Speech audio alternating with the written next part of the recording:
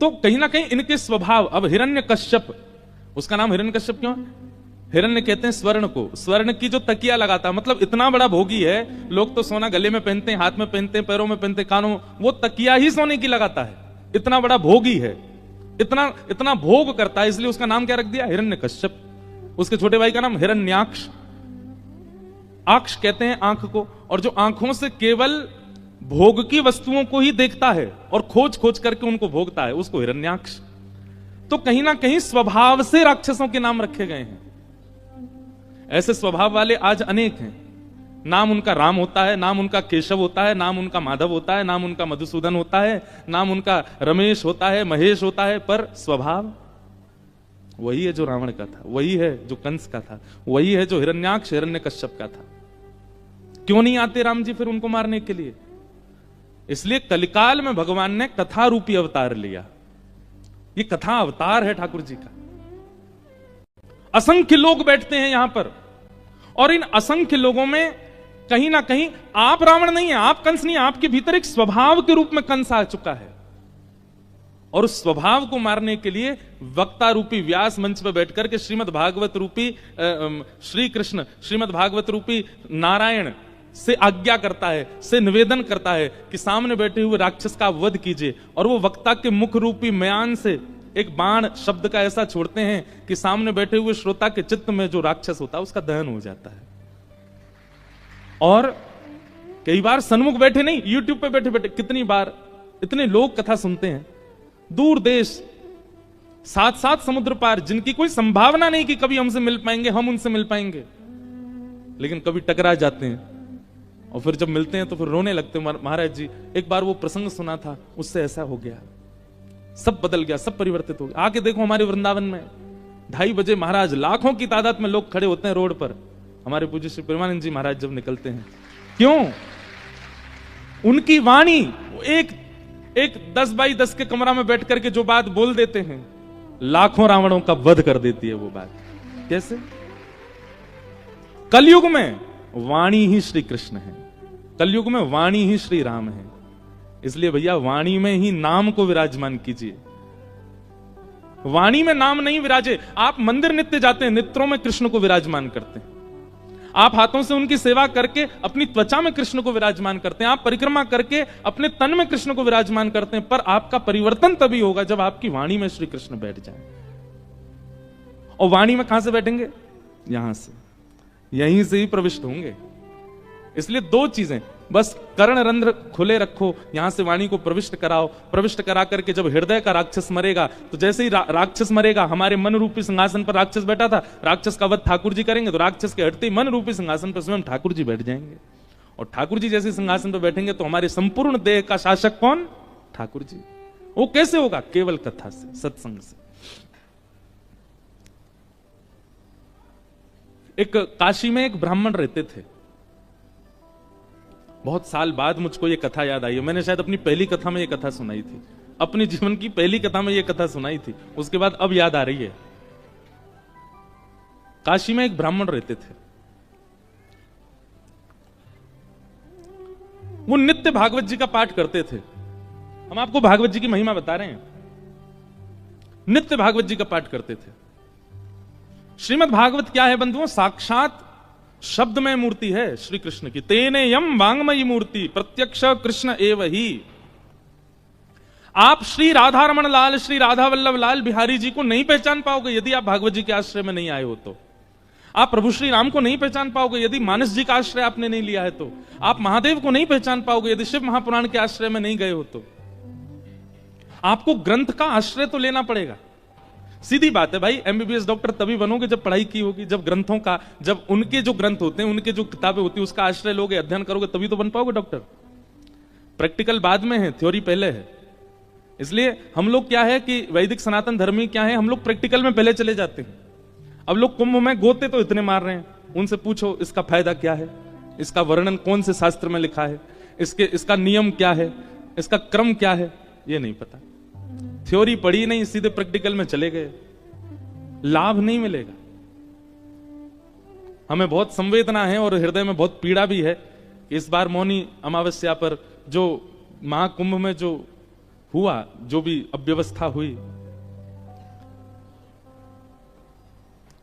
अब पता है उस अव्यवस्था का कारण क्या था? सबको त्रिवेणी जहां संगम होता है वहीं नहाना है। ऐसी विचारधारा हमारी क्यों है कि हर की पौड़ी की गंगा जी ही सिद्ध हैं। कानपुर के घाट पर अगर नहा लिए तो वहां गंगा जी में वो भाव नहीं आएगा। ये विचारधारा हमारी क्यों? और ये हमारी केवल गंगा के प्रति नहीं है, हमें अपने घर के ठाकुर जी में कम विश्वास है, वृंदावन बिहारी लाल में ज्यादा है। अपने घर के ठाकुर जी, उनको एक बार को सेवा ना करें चलेगा, पर वृंदावन जाए तो बिहारी जी दर्शन जरूर होने चाहिए। दोनों समान हैं। ये समत्व कब आएगा? जब सत्संग अतीत हो,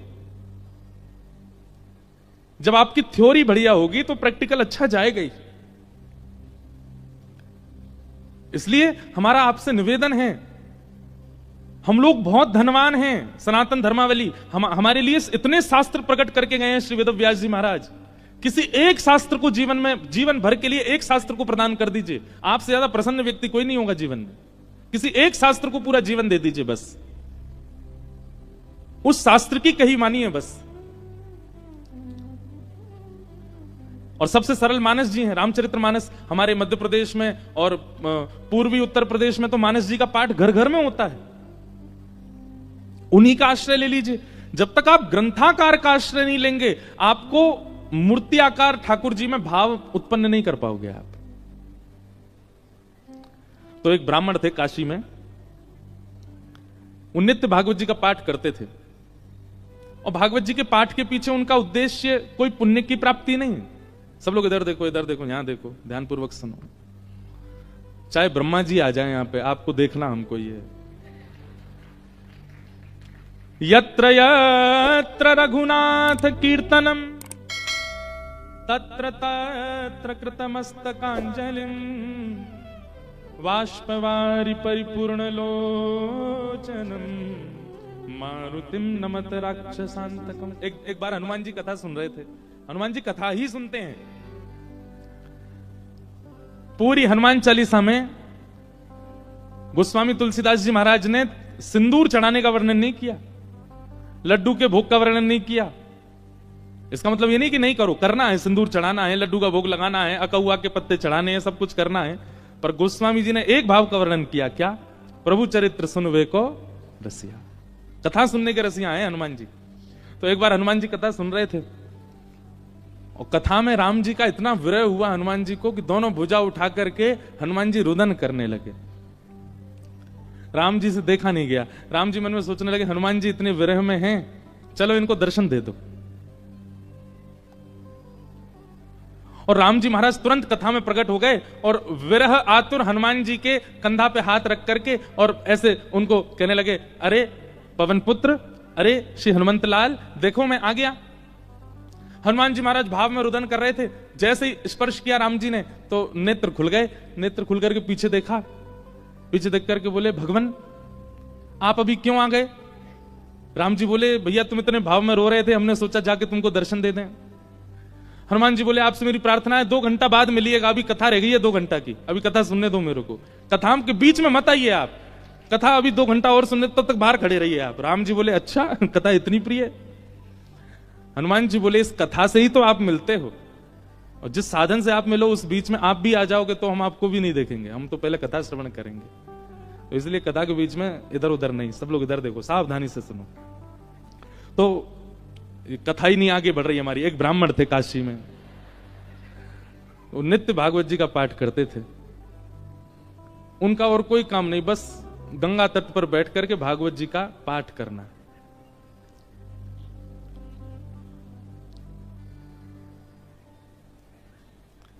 धीमे धीमे उनकी आयु बढ़ने लगी।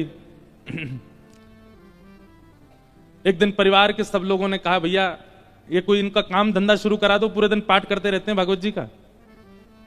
और पाठ भी किसी व्यक्ति के लिए नहीं, अगर कोई उनको दक्षिणा भी देता था कि पंडित जी हमारे यहां पाठ कर दो, तो उसके यहां पाठ करते थे, वो उसका पाठ, फिर उसके बाद अपना पाठ अलग करते, अपने लिए करते थे। उसके पीछे उनकी कोई कामना नहीं थी, निष्काम भाव से करते थे, नित्य पाठ करते।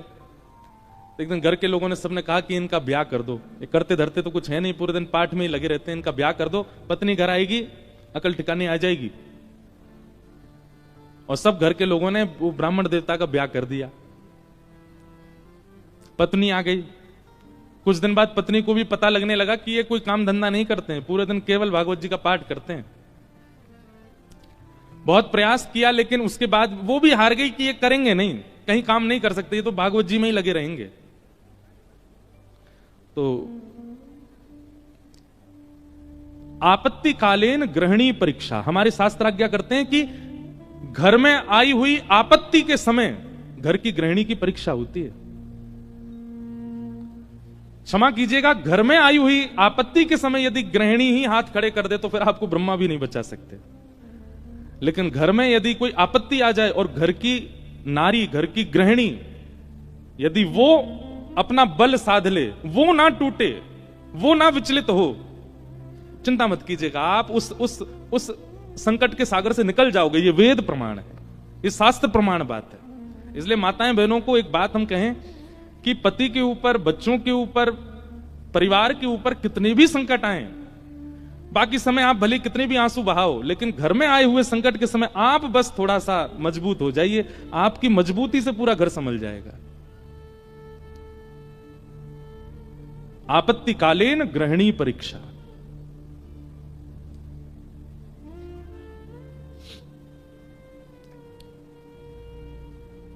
पत्नी ने सोचा कि ये तो कुछ करते नहीं है, आगे हमारा वंश बढ़ेगा, बच्चे होंगे, कैसे चलेगा परिवार। तो फिर उनकी ब्राह्मण देवता की पत्नी ने आज्ञा ली, बोले आपकी आज्ञा हो तो मैं कुछ करूं कार्य। देवी तुमको जैसा अच्छा लगे। भोजन बनाना बहुत अच्छा जानती थी, 3-4 घरों में उन्होंने काम ले लिया और वो जाती भोजन बनाती और उससे जो वेतन मिलता उसी से घर चलता था ब्राह्मण का। ब्राह्मण और प्रसन्न हो गए, बोले और बढ़िया, अब और कुछ नहीं करना पड़ेगा, भागवत जी में लगे रहो, पाठ करते रहो। अब इसमें कई लोग ब्राह्मण को कहीं आलसी मत समझिएगा, ये बहुत बहुत बड़ी बात हम आपको बताएंगे, वो अंत में उसका निचोड़ निकल के आएगा। 2-3 बालक भी उनके हो गए, चल रहा था घर।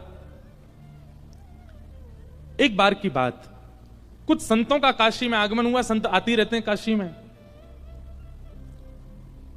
पर असमय में आना हुआ, बिना समय के संतों का आना हुआ। और उन्होंने किसी से पूछा, बोले भैया हम 5-10 मूर्ति हैं, कहीं प्रसाद पाने के इच्छुक हैं, कोई वैष्णव परिवार हो तो हमको बताओ। तो एक राह चलते व्यक्ति ने उन्हीं ब्राह्मण का घर बता दिया, बोले यहां चले जाइए, यहां बहुत एक सेवानिष्ठ और बड़े शास्त्रों का अध्ययन करने वाले ब्राह्मण रहते हैं, इनके पास चले जाइए, आप ये प्रसाद पवा देंगे। संतों ने घर में प्रवेश किया। ब्राह्मण देवता तो अपने पाठ में लगे थे, भागवत जी का ही पाठ कर रहे थे, और उनकी पत्नी बच्चों को, पति को स्वयं प्रसाद आदि पाकर के सारे बर्तन मांज करके उसने रखे ही थे। उसी समय संतों का आना हुआ और संतों ने आगे कहा, आओ बिटिया, हम 10 मूर्ति हैं, हम लोग अयोध्या से प्रयागराज जा रहे हैं, काशी बीच में पड़ा, किसी ने बताया आपका घर वैष्णव का है, बड़ी जोर की भूख लगी, ठाकुर जी को प्रसाद पवाओ और प्रसाद पवा के हम लोगों को प्रसाद बांट दो। ब्राह्मणी बेचारी बड़ी प्रसन्न हो गई कि मेरे घर आज संत पधारे हैं प्रसाद पाने। तुरंत उसने जाकर के रसोई घर में सामग्रियां देखी, सामग्री इतनी थी नहीं कि उन सबको पवाया जा सके। दौड़ी दौड़ी अपने कक्ष में गई, जाकर के अपने जो उसका धन वो कमाती थी उसको जाकर के देखा कि जाऊं लेकर के आऊं, तो वह भी इतना नहीं था कि उन 10 महापुरुषों की सेवा हो सके। और ब्राह्मण का एक स्वभाव है कि और अगर ये स्वभाव किसी ब्राह्मण में नहीं है तो वो ध्यान से सुने, ये ब्राह्मण का स्वभाव होना चाहिए।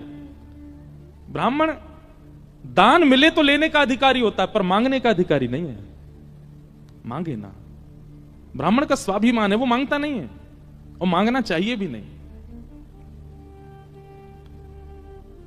अब वो कभी रसोई में जाए, कभी कक्ष में जाए, कभी एकांत में बैठ के सोचे मैं क्या करूं, संत पधारे हैं घर पर, कैसे प्रसाद पवाऊं, क्या व्यवस्था करूं, कुछ लाऊं, कभी ऊपर कुछ ढूंढे, कुछ मिल जाए, कुछ भुजिया मिले, नमकीन मिले, कुछ तो मिले, कुछ तो दूं, पर कोई व्यवस्था नहीं बन पाई।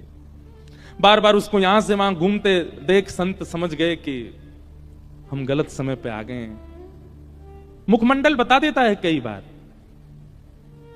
और वे सब संत अपने अपने आसन लेके उठ गए, चिमटा कमंडल लेकर के, बिटिया सुनो सुनो सुनो सुनो, हमको ना प्रयाग पहुंचना है, विलंब हो रहा है, फिर आएंगे, अपना ही घर है, क्या दिक्कत है, तुम आराम करो, हाँ हम जाते हैं। और उस ब्राह्मणी के मन में वही आ रहा था, जब ये कक्ष मेरे घर में घुसे, इन्होंने घुसते ही क्या कहा था कि हम बहुत भूखे हैं, ठाकुर जी को भोग लगा के प्रसाद पवा, और ये भूखे ही जा रहे हैं और मैं कुछ नहीं कर पा रही। नेत्र सजल हो गए उसके, अत्यंत पीड़ा में आ गई।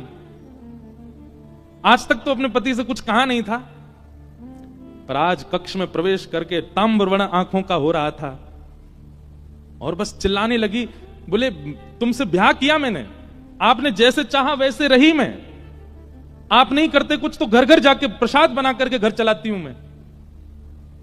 मैं भूखी रह जाऊं, बच्चे भूखे रहें, आप भी भूखे रह जाते हैं तो भी इतनी पीड़ा मुझको नहीं होती है। पर आज संत पधारे थे हमारे यहां, महापुरुष पधारे थे हमारे यहां, कल्पवासी महात्मा आए थे हमारे यहां। वो अभागा दुर्भाग्यशाली घर है जहां से संत भूखे चले जाते हैं, निराश चले जाते हैं, और आप पूरे दिन ये भागवत जी में लगे रहते हो। अगर ये भागवत कृष्ण हैं, अगर ये भागवत नारायण हैं, अगर ये भागवत साक्षात भगवान हैं, तो इन भागवत जी से कम इतनी उम्मीद तो हम रख सकते थे कि हमारे घर से संत भूखे नहीं जाते। क्या दिया भागवत जी ने हमें?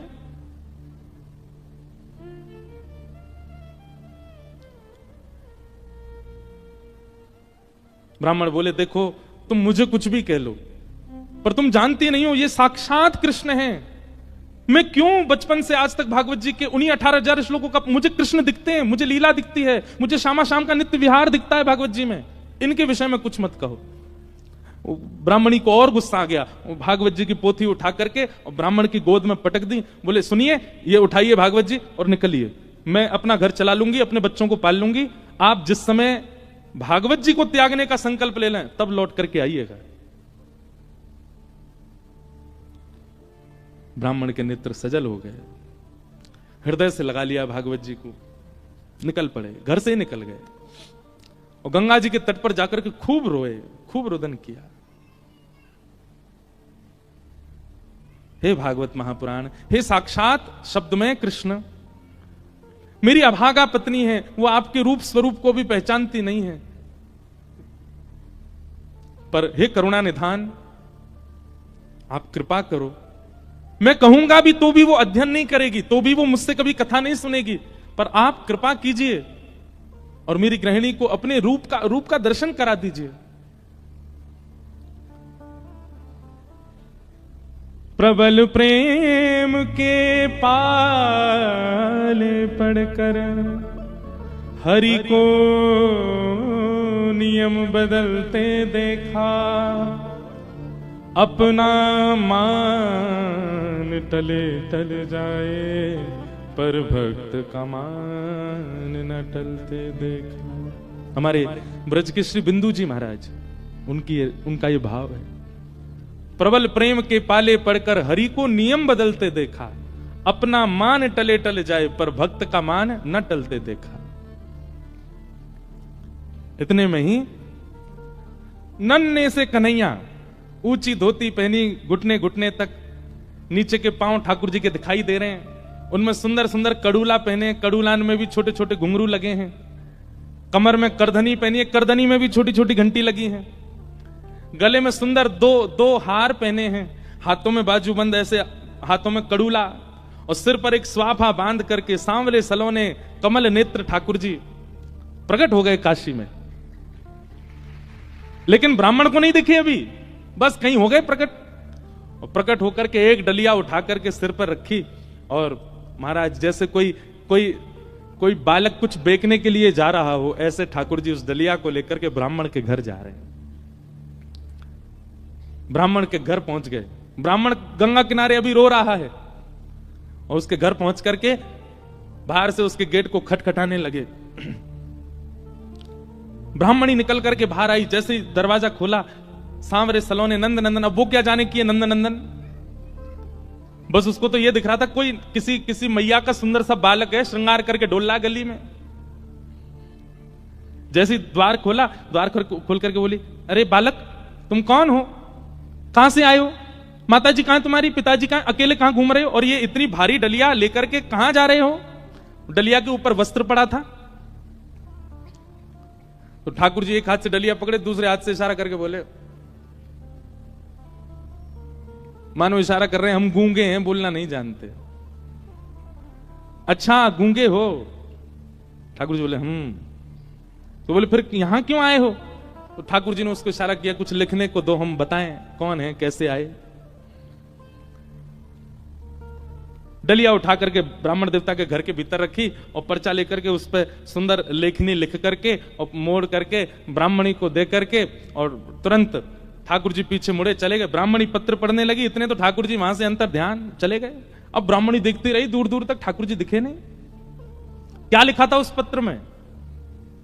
ठाकुर जी बोले, हमें छोटा बालक मत समझो, हमारी कद को देख करके बस ये जान लो हम बौने हैं। हमारी हमारी हमारी जो कद है वो इससे बड़ी नहीं है ऊपर, नहीं तो हमारी उम्र बहुत है और हम बहुत बहुत धनवान परिवार से आते हैं। बहुत वर्षों से तुम्हारे पतिदेव हमारे कुल के लिए पाठ कर रहे हैं भागवत जी का, पर आज तक उन्होंने वेतन नहीं लिया अपना, आज तक एक रुपया भी हमसे मांगा नहीं। पर मुझे आज पता चला कि उनके परिवार को बहुत आवश्यकता है, इसलिए संपूर्ण जीवन काल में उनका जितना भी वेतन होता था वो हम देने के लिए आए हैं। वो जैसे घर आए उनको दे दीजिएगा। ऐसा कह के ठाकुर चले गए। अब जैसे ही वो डलिया के ऊपर से वस्त्र हटा करके देखा, विविध प्रकार की मणियां, रत्न, सोने, जवाहरात, हीरे आदि सबसे लबालब भरी हुई वो डलिया। ब्राह्मणी मनी मन सोचने लगी, मैंने भी बेवजह डांटा, बिन बताए पाठ कर रहे थे यहां पर, और मुझे लगता तो था कि ये पाठ करते हैं, इसके पीछे कोई कारण नहीं, कुछ मिलता नहीं इनको, कुछ फिर भी लगे रहते हैं, पर ये तो बड़े गोपनीय हैं, मुझे बिन बताए किसी परिवार के लिए कर रहे थे। अपने बेटा को बुलाया, बोले सुनो पिताजी को खोजो, कहां है, ढूंढ के लाओ उनको। पिताजी बैठे थे गंगा किनारे, बच्चे ने जाकर पिताजी जल्दी चलो मैया बुला रही घर पे। शाम हो गई, लौट करके ब्राह्मण आए, बड़े उदास हताश हृदय से भागवत जी लगी हैं। जैसे ही घर आए, आज घर का स्वरूप ही बदल रहा था, बढ़िया सुंदर दिए जल रहे हैं बाहर। द्वार खोल करके देखा तो पत्नी का भी स्वरूप बदल गया है, बालक भी बिल्कुल नए नवीन कपड़े पहन करके विचरण कर रहे हैं। जैसी पतिदेव को आते देखा, ब्राह्मणी ने तुरंत आरती की, जल आदि छिड़काव करने लगी, खूब बलियां लेने लगी। पतिदेव बोले, ब्याह के बाद पहली बार इतना हमारा पूजन हुआ है, ऐसा क्या हो गया जो इतना पूज रही हैं हमको? देवी, ये घर की रौनक हमको डांटने से, फटकारने से घर की रौनक बढ़ गई तुम्हारी? रोज ही डांट दिया करो हमको। ऐसा क्या हो गया जो आज इतना सब कुछ मंगल, बच्चे नए वस्त्र पहन के घूम रहे हैं, आप बढ़िया साड़ी पहन के, ये कहां से इतना सब कुछ आया? हाथ पकड़ के बोली, आज तुम्हारी चोरी पकड़ी गई है ना, वहीं से मिला है ये सब कुछ। ब्राह्मण देवता बोले, मेरी कौन सी चोरी? बोले चलो दिखाती हूं। भीतर जाके कक्ष में बिस्तर पर ही सब रत्न पड़े थे। ब्राह्मण बोले, देवी ये कहां से आया इतना सब कुछ? बोले कहां से आया, ज्यादा चतुर मत बनिए, आपका गूंगा मालिक आया था। ब्राह्मण देवता बोले, गूंगा मालिक? मेरा गूंगा मालिक कौन? बोले बहुत छोटा सा था, पीली पीली धोती पहनी थी उसने, ऐसी सुंदर स्वापा सिर पर बांध रखा था, ऐसे गदमदरा से उसके हाथ मोटे मोटे से, और इतने सुंदर उसका मुखमंडल, गाल बिल्कुल गुलाबी, आंखें बिल्कुल ऐसे कटाक्ष जैसी, और क्या सुंदर। ब्राह्मण देव बोले, नाम नहीं पूछा? बोले इशारा किया उसने कि मैं गूंगा हूं। वो तुमको कैसे पता फिर मेरा? बोले वो लिख के देके गया। बोले कहां लिखा है, दिखाओ। जैसे ही प्रश्न पत्र वो उनके ब्राह्मण के हाथ में दिया, अक्षर सब अंतर ध्यान हो चुके थे। देवी यहां तो कुछ भी नहीं लिखा है। ब्राह्मण बोले दिखाओ। ब्राह्मणी ने देखा तो वहां कुछ भी नहीं था। ब्राह्मणी ब्राह्मण को देखे, ब्राह्मण ब्राह्मणी को देखे, बोले ये हुआ क्या है? ब्राह्मण ने कहा सही से बताओ रूप कैसा था? बोले श्याम वर्ण था, कमल नेत्र थे, अधर बड़े मधुर थे, हस्तकमल और सर्वांगीण अंग ऐसा था कि मैं अभी तक भी उस छवि को भूल नहीं पा रही हूं।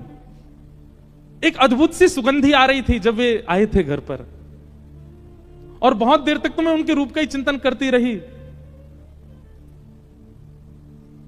ब्राह्मण देव ज्यों ज्यों रूप का वर्णन सुने, त्यों त्यों नेत्रों से आंसू गिरते जाएं। तुरंत भागवत जी को खोला और खोल करके दसम स्कंद के वेणु गीत के श्लोक को उद्धृत करना प्रारंभ किया, और पत्नी से कहा मैं एक श्लोक में श्लोक की व्याख्या करूंगा, बताना ऐसा ही रूप था क्या?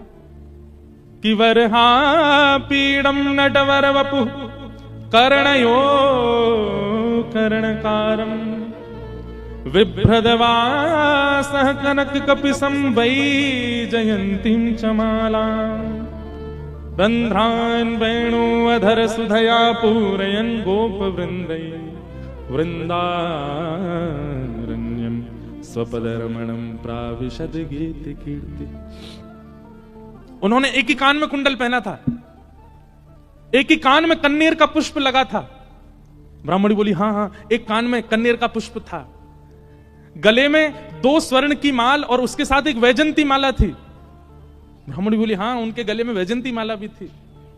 पीतांबरी ऐसी चमक रही थी मानो सूर्य को भी लज्जा हो जाए। बोले हाँ, ऐसी ही उनकी पीतांबरी थी। नेत्र बंद हो रहे हैं और खुल रहे हैं। ये बंद होना खुलना, इसमें ऐसा लगता था कि मानो जैसे हम कहीं खो जाएंगे, हम कहीं डूब जाएंगे इनके रूप माधुरी में। बोले हाँ, ऐसा ही रूप था। ब्राह्मण तुरंत चरणों में गिर गए। देवी वो कोई और नहीं, साक्षात योगेश्वर कृष्ण आए थे, साक्षात वृंदावन चंद्र श्री ठाकुर जी आए थे। और वे तुमसे कह के गए कि मैंने बाल्यकाल से उनके घर के लिए पाठ किया। वो इसलिए कह के गए क्योंकि मैंने पाठ निष्काम भाव से किया, आज तक किसी कामना से नहीं किया। और निष्काम पाठ, निष्काम सेवा ठाकुर जी की लगती है, वो ठाकुर जी की ही हो जाती है। मेरे जीवन भर का पाठ का जो भी मूल्य होना चाहिए था, वो मूल्य देने के लिए ठाकुर जी आए थे। जगत मजूरी देते है क्यों राखे भगवान। ठाकुर जी भी मजदूरी देते हैं सबकी, जो जैसी सेवा करता वैसी मजदूरी मिलती है उसको। ब्राह्मण आनंदित हो गए और उसी काल से वो ब्राह्मणी भी जीवन यापन के लिए कार्य तो करती, पर भागवत जी की साधिका हो गई और नित्य भागवत जी का पाठ करने लगी। भागवत कोई ग्रंथ नहीं है, कोई किताब नहीं है, कोई पोथी नहीं है। और एक बात कह दूं तो कोई अतिशयोक्ति नहीं, पुराण से ऊंचा हमें शब्द मिला नहीं, इसलिए हम पुराण कहते हैं। श्रीमद् भागवत सचल श्री कृष्ण है, साक्षात कृष्ण है। आपको शायद राधा रमण जी के मंदिर में श्री कृष्ण की प्रतिमूर्ति, श्री कृष्ण का भाव का अनुभव ना हो, पर कथा में हो जाएगा। आपको शायद कभी वृंदावन में वो अनुभव ना हो जो कथा में हो जाएगा। क्यों? कथा में सचल शब्द के रूप में श्री कृष्ण विचरण करते हैं। ऐसी भागवत जी को हम बारंबार प्रणाम करते हैं, वंदन करते हैं। बोलो भागवत महापुराण की। ऐसी भागवत जी। इसलिए एक एक शब्द, एक एक भाव बहुत ध्यानपूर्वक सुनना है कथा का, क्योंकि श्री कृष्ण है। कल हम लोगों ने महात्म की चर्चा सुनी। आइए आज से प्रथम स्कंद में हम लोग प्रवेश करते हैं। जन्माद्यस्य तोन्मयादितरतः चार्थे स्वविज्ञस्वराट तेने ब्रह्म हृदय आदि कवये मुह्यन्ति सूरयः तेजो वारि मृदां यथा विनिमयो यत्र त्रिशर्गोमृषा धाम्ना स्वेन सदा निरस्तकुहकं सत्यं परम धीमहि। सत्यम परम धीमहि। जो लोग उठ गए हैं वो धीमे धीमे आगे आ जाओ। ऐसे आओ कि किसी को पता भी नहीं चले, खिसक के ही आगे आ जाओ, उठ के मत आओ। भागवत जी का पहला श्लोक, जन्माद्यस्य यतोऽन्वयादितरतश्चार्थे स्वविज्ञस्वराट। ऐसे हल्ला करके मत आओ भैया, धीमे धीमे खिसक के ही आ जाओ। और जो कार्यकर्ता भी हैं वो भी सबको बैठे बैठे ही आगे आने को बोल दो। जन्माद्यस्य यतोऽन्वयादितरत। सावधानी से सुनो सब लोग। वेद व्यास जी महाराज ने भागवत जी की रचना में प्रथम श्लोक जकार से प्रारंभ किया, ज शब्द से प्रारंभ किया। हमारे व्याकरण में ऐसा कहते हैं कि जकार जो है ये दग्धाक्षर है। संस्कृत के विद्वान यदि किसी शुभ स्तुति का प्रारंभ करते हैं तो ज शब्द पहले नहीं बोलते, क्योंकि ज शब्द जो है, ऐसा नहीं है कि नहीं बोलते, पर ज शब्द को दग्धाक्षर कहा। दग्धाक्षर मतलब लिखने वाला, बोलने वाला, कहने वाले का हृदय पीड़ा में होगा तो वो ज ही बोलेगा पहले, दग्धाक्षर। भागवत जी में गोपियों ने गोपी गीत गाया। कितने लोगों को गोपी गीत याद है सागर में? वाह भैया, 5000 लोगों में 5 हाथ उठे। अब भागवत जी हो गई हैं आपके सागर में, अब हमको कुछ दक्षिणा दीजिएगा। दक्षिणा के रूप में यही दीजिए कि नित्य गोपी गीत का पाठ प्रारंभ कर दीजिए और गोपी गीत याद कीजिए। अब देखो कब याद करोगे, जीवन निकलता जा रहा है आप लोगों का।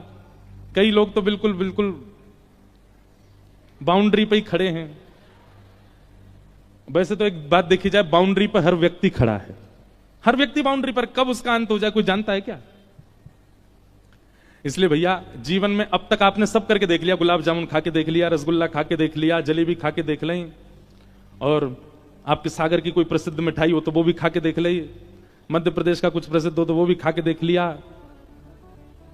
अमरूद की चटनी बनती है ना यहाँ पे, हैं? देखो हमें पता है, खिलाई नहीं है अभी तक किसी ने, बस पता है।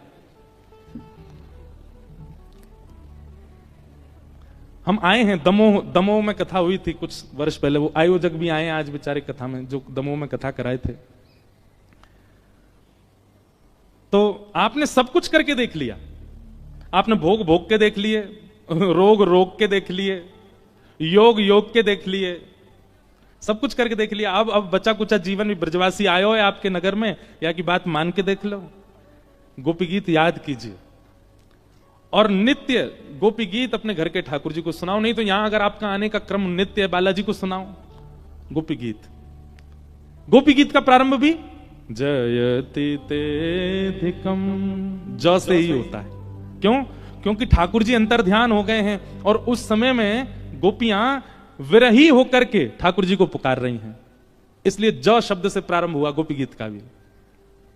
श्रीमद् भागवत जी का प्रारंभ ज शब्द से हुआ, जन्माद्यस्य। और तो सुनो, हम सबका प्रारंभ जा शब्द से हुआ। जन्म, हम सबका भी जन्म हुआ है, इसका मतलब हम सब भी कहीं ना कहीं दग्ध हृदय वाले, हम सब भी पीड़ित हैं, और निश्चित है पीड़ित हैं इसलिए तो जन्म हुआ। अगर पीड़ित नहीं होते तो वैकुंठ में होते। हमारे कोई पूर्व के कर्म, पूर्व के दुष्कर्म शेष रह गए हैं जो हमें भोगने हैं, पूर्व के पुण्य कर्म रह गए हैं जो हमको भोगने हैं, उसके लिए तो हम आए हैं पृथ्वी पर। इसका मतलब पीड़ित ही है हमारी आत्मा, इसलिए हमारे प्रादुर्भाव को जन्म कहा गया।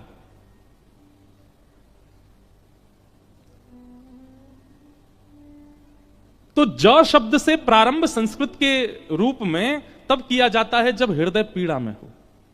भागवत जी का प्रारंभ जकार से हुआ, हमारा प्रारंभ जकार से हुआ, गोपी गीत का प्रारंभ जकार से हुआ। हमारे वृंदावन में जाके पूरी दुनिया भी जकार ही कहती है, जय जय श्री राधे, सब जय ज से ही प्रारंभ करते हैं। इसीलिए पीड़ित है हृदय हमारा, और हम नहीं जानते होंगे, हमारी आत्मा जानती है। जन्म से हमारा प्रारंभ हुआ है, जन्म से ही भागवत जी का प्रारंभ हुआ है। भागवत जी का पहला शब्द ही जन्म है। जन्माद्यस्य तोन्वयादितरतश्चार्थे स्वविज्ञ स्वराट। बहुत कठिन श्लोक है, मैं जितनी व्याख्या हो सकेगी करूंगा। जन्म से हमारा प्रारंभ, जन्म से ही भागवत जी का प्रारंभ। पर हमारा अंत हमको पता है, हमारा अंत क्या है? मृत्यु। क्या है? क्या है? मृत्यु। पर हमारा अंत मृत्यु नहीं होना चाहिए। हमारा विश्राम कहां होना चाहिए? तो भागवत जी का जो अंतिम श्लोक का विश्राम है वही हमारा विश्राम होना चाहिए।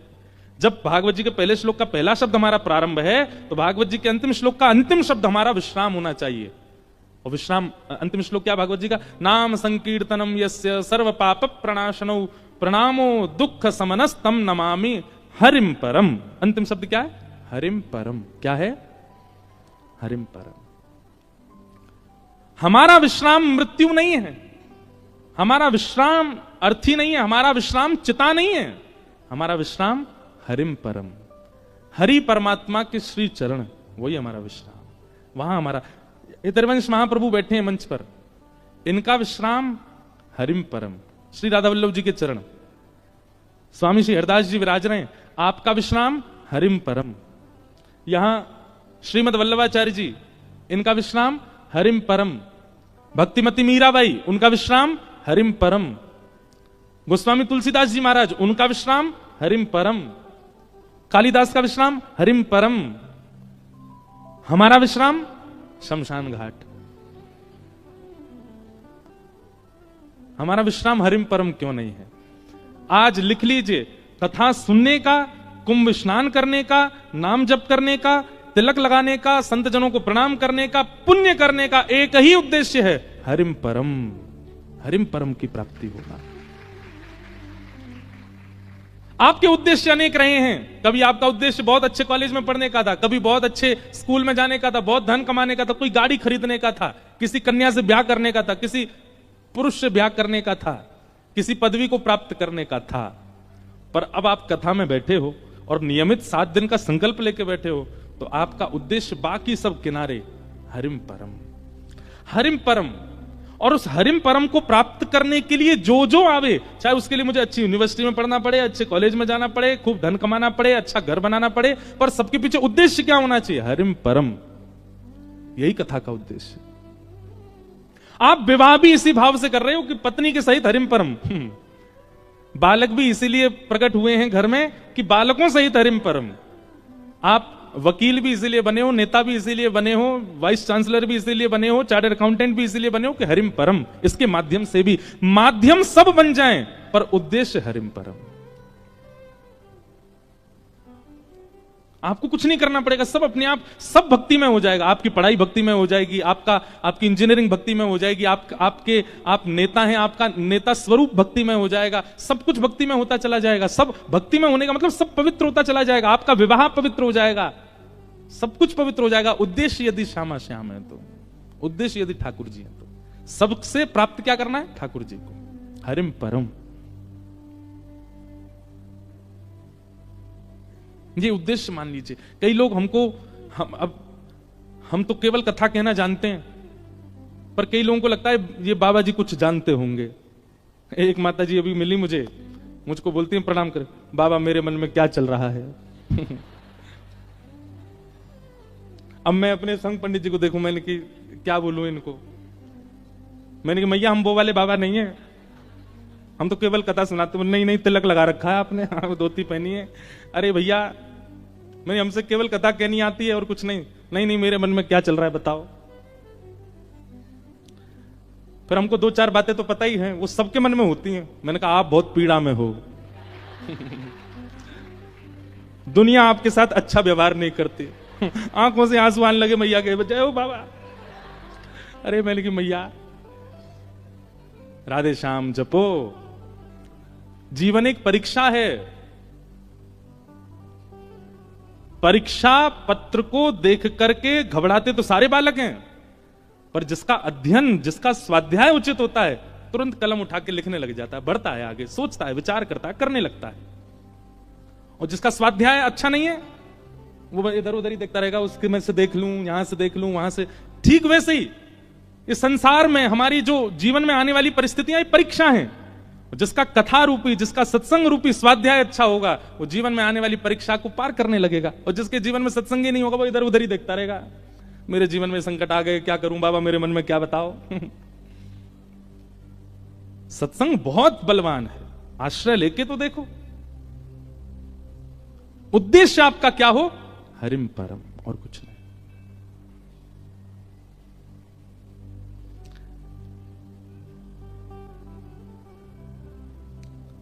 मेरे तो, अब मैं थोड़ा सा घबरा रहा था कि मैं सागर में पद गाऊं कि नहीं। हम भजन तो बहुत गाते हैं, भजन कम गाते, पद ज्यादा गाते हैं। एक बहुत सुंदर पद है, आप लोग समझने का प्रयास कीजिएगा, पद समझ में आ जाएंगे और गाइएगा मेरे साथ में।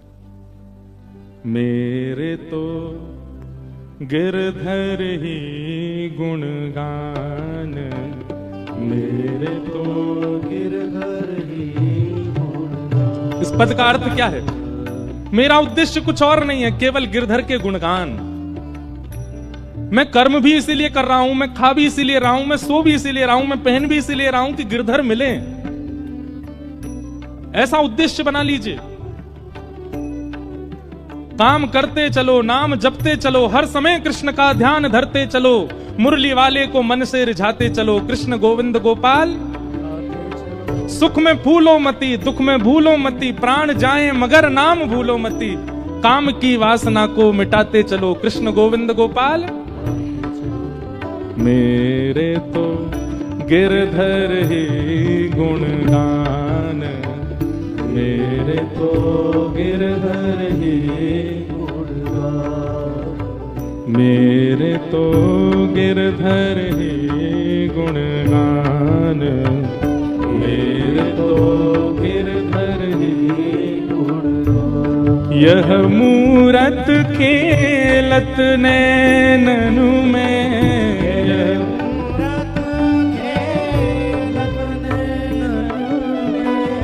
यह मूरत खेलत नैननु में,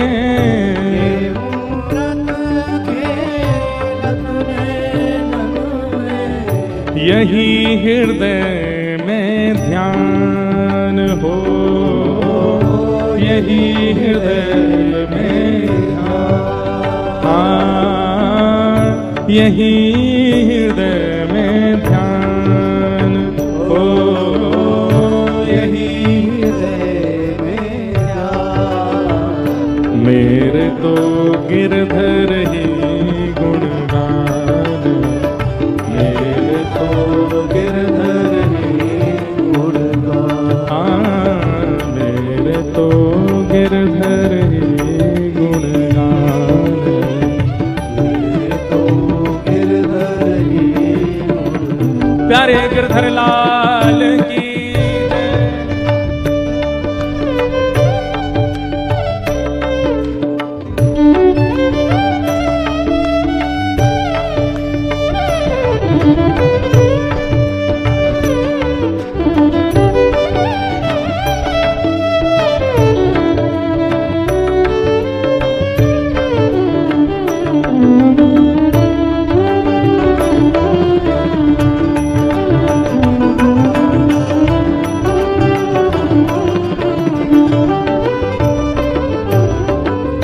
चरण रेणु चाहत मन मेरो, रेणु चाहत मन मेरो, चरण रेणु चाहत मन मेरो, रेणु चाहत मन मेरो, यही दीजिए दान हो, यही दीजिएगा।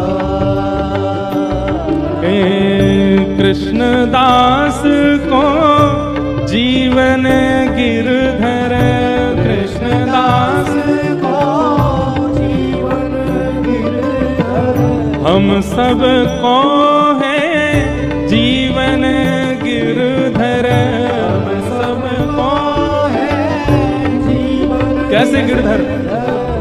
मंगल रूप निधान हो, मंगल रूप निधान, मेरे तो गिरधर ही गुणगान, मेरे तो गिरधर ही गुणगान, मेरे तो गिरधर ही गुणगान, मेरे तो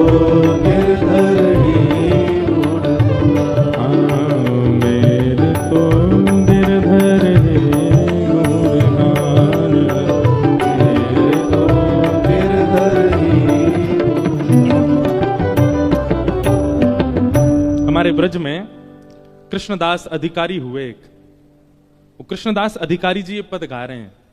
वो क्या कह रहे हैं? मेरे तो गिरधर ही गुणगान। उनके जीवन की हर क्रिया केवल ठाकुर जी के लिए है। जैसे हम लोगों का स्वभाव क्या है, हम बाजार में जाते हैं, कोई अच्छा वस्त्र दिख जाए तो हमारे मन में क्या आता है, ये वस्त्र मैं पहनूंगा तो कैसे लगेंगे। सुंदर जलेबी दिख जाए, बढ़िया गरम गरम निकल रही है तवे से, वो कढ़ाई में से, तो हमारे मन में क्या आता है, मैं खाऊंगा तो मेरी जीभ को कैसा लगेगा। आभूषण देखते हैं तो ना हमारा चिंतन हो जाता है कि मेरे गले में कैसा लगेगा। या फिर हम अपना विचार करते हैं या अपने परिवारी जनों का विचार करते हैं। पर जिसका जन्म हरिम परम गति की ओर चला जाता है, जिसके जीवन की गति केवल हरि परमात्मा होते हैं, वो आंखों के आगे दिखने वाली हर सुंदर वस्तु को ठाकुर जी से जोड़ देता है। ये वस्त्र ठाकुर जी पे कैसा लगेगा, ये पुष्प ठाकुर जी के सामने कैसा लगेगा, ये व्यंजन जो बन रहा है ये ठाकुर जी की सेवा में कितना बढ़िया पधराया जा सकता है। ये व्यक्ति इतना अच्छा गा रहा है, ये हमारे ठाकुर जी की सेवा करने आ जाए, ये इतना अच्छा नृत्य कर रहे हैं, ये हमारे ठाकुर जी को नृत्य दिखाने आ जाए। मतलब अपने मन को कोई वस्तु प्रिय नहीं लगती, हर वस्तु ठाकुर जी की सेवा में पहुंच जाए, ऐसी भावना चित्त में आने लग जाना, इस बात का प्रमाण है कि आप हरिम प्रिय हरिम परम इस पथ पर, भक्ति पथ पर चल चुके हो। अब आपको प्रिय नहीं लगती है कोई वस्तु, अपने ठाकुर जी के लिए विचार करते हो। और इसी उद्देश्य से कथा सुननी है कि हम हरिम हरिम परम हो जाएं। आप विश्वास मानेंगे आपसे ज्यादा आनंद में कोई नहीं होगा, आपसे ज्यादा प्रसन्न कोई नहीं होगा संसार में। हरिम परम। तो जन्माद्यस्य यतोऽन्वयादितरतः, जिनका कभी जन्म नहीं होता, जिनकी कभी मृत्यु नहीं होती, जो जन्म और मृत्यु के चक्र से विलग हैं, लेकिन चाह जाएं तो ठाकुर जी का जन्म होता है। भगवान को जन्म लेने की आवश्यकता नहीं है, पर देवकी को सुख देने के लिए, कौशल्या जी को सुख देने के लिए वही प्रभु राम बनकर के, कृष्ण बनकर के आते हैं और 9 महीना बाकायदा बच्चों की तरह पेट में ही रहते हैं और फिर जन्म लेते हैं। उनको आवश्यकता नहीं है, पर कभी कभी प्रेम में इतने अधीन हो जाते हैं ठाकुर जी की, अधीन होकर के अपने प्रेमियों को वह सुख देते हैं। चार्थे स्वविज्ञ स्वराट, जो अविज्ञ है, अनविज्ञ नहीं। अविज्ञ किसको कहते हैं? जो सब जानता है, उसको अविज्ञ कहते हैं। संसार में केवल भगवान ऐसे हैं जो सब जानते हैं, बाकी इसीलिए उनका नाम भगवान है। जिसके पास धन की मात्रा बहुत ज्यादा उसको धनवान कहते हैं, बल की मात्रा ज्यादा बलवान कहते हैं, जिसके पास 6 भग हैं उसको भगवान कहते हैं। ठाकुर जी को भगवान क्यों कहते हैं पता है आपको? जिस व्यक्ति को 6 बातें पता हैं उसको भगवान कहते हैं। कौन कौन सी? उत्पत्ति प्रलयम चैव भूतानाम अगति गति वेत्तिम विद्याम अविद्याम च सवाच्यो भगवान इति। ये 6 बातें जो जानता है वो भगवान है। उत्पत्ति, पृथ्वी का उत्पत्ति दिवस कौन सा है, कौन से दिन पृथ्वी का निर्माण हुआ, कोई नहीं बता सकता। परमात्मा जो जानते हैं वही जानते हैं बस, ये पृथ्वी कब बनी थी और इस पृथ्वी का प्रलय कब होगा, यह भी जो जानता है वही परमात्मा है बस। कई लोगों ने हल्ला किया 2012 में पृथ्वी खत्म हो जाएगी, 25 आ गया, अब कह रहे हैं 26-27 में चली जाएगी। और उसमें भी एक ग्रंथ का आश्रय सब लोग बोलते हैं कि उस ग्रंथ में ऐसा लिखा है।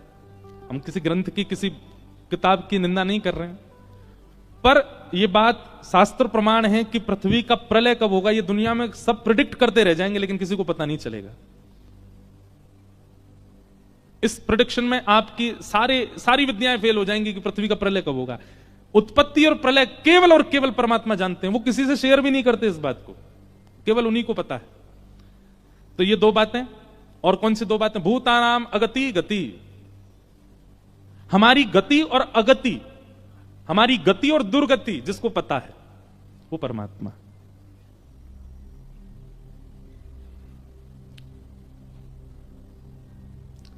किसी ने प्रेडिक्शन किया था हमसे, आप कभी भागवत के वक्ता नहीं बन पाओगे। 9 साल हो गए हमें कथा करते हुए। व्यक्ति की गति और अगति यह भी केवल परमात्मा जानते हैं। उसकी कहां गति होगी, कहां अगति दुर्गति होगी, ठाकुर जी को पता है। कई बार आपका इंफ्रास्ट्रक्चर बहुत अच्छा होता है लेकिन आप उस श्रेष्ठता को प्राप्त नहीं कर पाते, ठाकुर जी को पता है नहीं बन पाएगा। और कई बार आप झोंपड़ियों में रहने वाले बच्चे, दिया जला के पढ़ने वाले बच्चे IAS ऑफिसर भी बन जाते हैं। कहां किसकी गति और अगति है ये केवल ठाकुर जी को पता है। कहां किसी को रंक बनाना, किसको फकीर बनाना है ठाकुर जी के हाथ में। तो प्रलय और उत्पत्ति जो जानते हैं, गति और अगति जो जानते हैं, 4 हो गए। और विद्याम अविद्याम च, विद्या और अविद्या, विद्या कहते हैं ज्ञान को, अविद्या कहते हैं अज्ञान को। ज्ञान और अज्ञान के बीच में जो फर्क समझते हैं, जानते हैं क्या अज्ञान है क्या ज्ञान है। ये 6 भग से परिपूर्ण, थोड़े बहुत नहीं, परिपूर्ण 100% फुलफिल हैं जो इन 6 भगों से, उसको भगवान कहते हैं। हम सब में इन 6 के 2% होगा, 1% होगा, कहीं कहीं 0 भी होगा, पर इनसे परिपूर्ण जो है उनको भगवान कहते हैं। वो सब जानते हैं। तेने ब्रह्म हृदय आदि कवि, आदि कवि ब्रह्मा भी जिनके अधीन रहता है, मुह्यंती यत् सूर्य, बड़े बड़े देवता, इंद्रादि देवता भी जिनके आगे नतमस्तक बैठे रहते हैं। तेजो वारि मृदाम यथा विनिमयो, पृथ्वी जल अग्नि वायु आकाश जिनके अधीन हैं। यत्र सर्गो मृषा, ये संसार अमृष है, मृष है। मृषा मतलब मिथ्या है पर सत्य सा प्रतीत होता है जिनकी लीला से। ऐसे परम सत्य परमात्मा को हम बारंबार प्रणाम करते हैं। ये भागवत जी का पहला श्लोक है। सत्यम परम धीमहि। भागवत जी की एक विशेष बात है कि भागवत जी के पहले श्लोक में किसी भी भगवान का नाम नहीं है, किसी भी देवी देवता का नाम नहीं है, किसी भी संप्रदाय का नाम नहीं है, किसी भी एक निश्चित देव का नाम नहीं है। किसका नाम है? सत्यम परम धीमहि। मैं परम सत्य को वंदन करता हूं, जो भी परम सत्य है सबको वंदन करते। इसीलिए वेद व्यास जी को प्रणाम किया गया। नमोस्तुते व्यास विशाल बुद्धे। उनकी बुद्धि इतनी विशाल है, एक शब्द में ही सबको प्रणाम कर दिया। सत्यम परम धीमहि। ऐसे परम सत्य परमात्मा को हम प्रणाम करते हैं। भागवत जी के दूसरे श्लोक में विषय, अधिकारी, संबंध और प्रयोजन बताए गए। भागवत जी का विषय क्या, अधिकारी कौन, संबंध क्या है और प्रयोजन क्या है, ये चार बातें भागवत जी के दूसरे श्लोक में बताई गई। सबसे पहली बात, भागवत जी का विषय क्या है कि धर्म प्रोजित कैतवोत्र परमो निर्मत्सराणाम सताम वैद्यम वास्तवमत्र वस्तु शिवदम तापत्रयोन्मूलनम। श्रीमद्भागवते महामुनि कृते किं वा परैरीश्वर सद्यो हृद्यवरुध्यते त्रिकृतभिः शुश्रूषुभिस्तत्क्षणात्। बहुत ध्यान से सुनो। सबसे पहली बात, भागवत जी का विषय क्या है। एक बात मैं सब जगह बताता हूं, कहीं कहीं भाव आ जाता है। तो श्रीमद् भागवत की कथा पहले दिन कृष्ण जन्म से ही प्रारंभ क्यों नहीं होती? पहले दिन कृष्ण जन्म ही क्यों नहीं होता कथा में? नंद घरानंद भयो, यहीं से कथा प्रारंभ होनी चाहिए जब कृष्ण कथा है तो। नहीं, ये तो वही बात हो गई, सीधे पेंट कर दो, ना सीमेंट लगाओ, ना ईंट लगाओ, ना सरिया लगाओ, मजबूती का कोई, सीधे पेंट कर दो। नहीं, आकर्षक पेंट ही होता है घर का, पर उस आकर्षण के पीछे बहुत कुछ लोहा, बहुत कुछ कंकड़ पत्थर और ना जाने क्या क्या लगाया जाता है उसको मजबूत बनाने के लिए। कृष्ण लीला आकर्षक तो बहुत है, पर उस आकर्षक लीला को स्थिर चित्त में विराजमान करने के लिए पहले ज्ञान रूपी, वैराग्य रूपी ईंट सीमेंट सब लगाने पड़ेंगे। इसलिए ये 3 दिन की कथा बहुत विशेष रूप से सुननी है। कल निकल चुकी, आज और कल। अगर इनमें आपने चूक करी तो कृष्ण लीला में आपके चित्त में संशय आएगा। आप ठाकुर जी की लीला सुन के संशय करोगे, चीर हरण क्यों किया इन्होंने, गोपियों के गले में गलवैयां डालकर के रास क्यों किया परमात्मा ने, 16,108 विवाह क्यों किए, इतनी आवश्यकता क्या थी? ये सारे संशय प्रकट होंगे चित्त में। इसलिए ज्ञान और वैराग्य इनको भली भांति चित्त में पहले धारण कर लीजिए। इन कथाओं के माध्यम से ध्यानपूर्वक सुनिए। भागवत जी का विषय क्या है? तो कहते हैं धर्म प्रोजित कैतवोत्र परमो। धर्म और परम धर्म, ये 2 बातें। धर्म किसे कहते हैं? आप अपने जीवन निर्वहन के लिए, अपने परिवार के पालन के लिए जो कोई भी कर्म करते हैं, सत्कर्म, वो सब धर्म कहलाते हैं। आप सुबह उठ करके दफ्तर जाते हो, ये आपका धर्म ही है। आप दुकान खोलते हो, वहां से सामान का विक्रय करते हो, ये आपका धर्म है। रिक्शा चलाते हैं, धर्म है। गाड़ी चलाते हैं, धर्म है। प्लेन उड़ाते हैं, धर्म है। गायक हैं, गान करते हैं, धर्म है। अपने जीवन यापन के लिए, इस लोक में रहने के लिए जो आप कर्म करते हो वो सब धर्म है। पर इस लोक से निवृत्त होकर परलोक को व्यवस्थित करने के लिए जो आप कर्म करते हो वही परम धर्म है।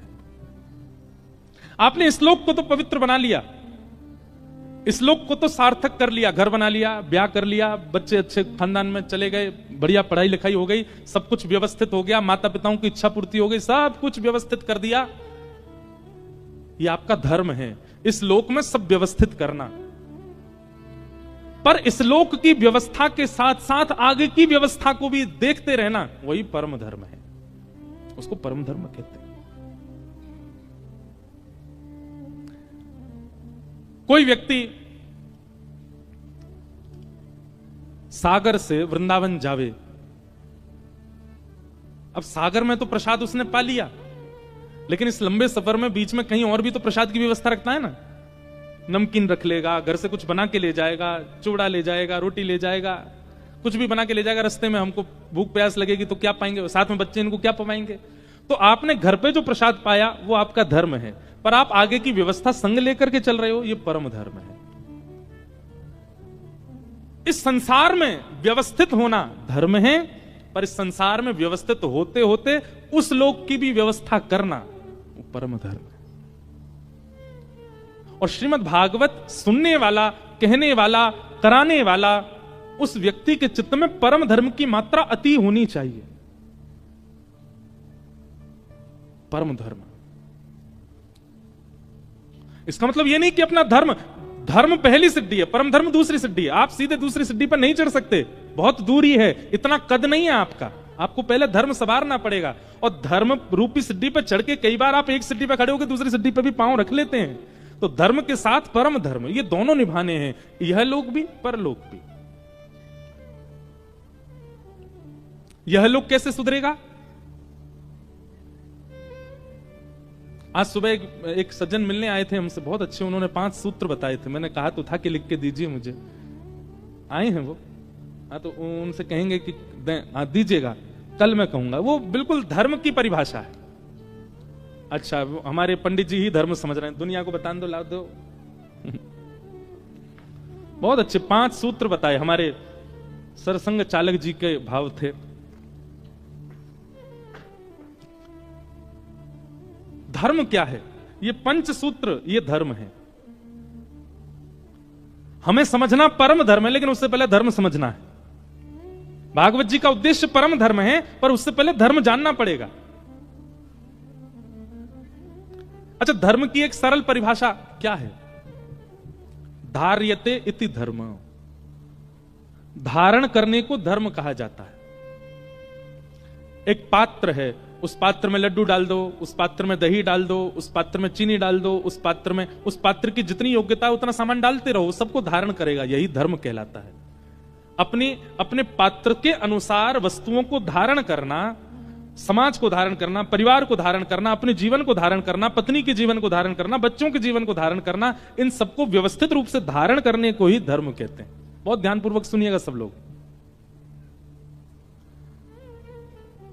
तो धारण करने को धर्म कहते हैं, पर उस धर्म की एक वृहद व्याख्या आप श्री ने सुबह जो 5 सूत्र कहे, सबसे पहला कुटुंब प्रबोधन, ये धर्म है।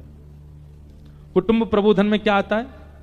भोजन, भवन, भ्रमण, भाषा, भूषा के मध्य भारतीय संस्कारों का जागरण। भोजन कैसा हो, यह धर्म कहता है, यह धर्म है।